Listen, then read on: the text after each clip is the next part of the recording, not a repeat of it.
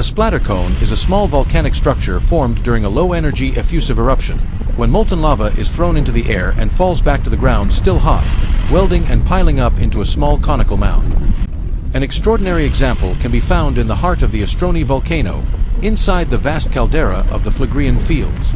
Unlike most other Phlegraean volcanoes, which typically ignite and extinguish in a single eruption, the Astroni experienced an exceptional sequence, at least 7 eruptions within just a few decades. During the final stage of this eruptive cycle, glowing lava gave rise to a remarkable feature now known as Rotondella Hill, a true splatter cone, and a rare example of lava effusion in a volcanic field otherwise dominated by phreatomagmatic explosions.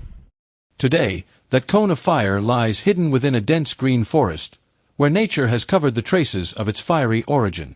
From craters to centuries-old oaks, from hidden trails to the ancient heat still simmering beneath your feet, the Astroni offer a journey through time, across volcanoes, life, and landscapes that tell the deep, powerful story of the Earth itself.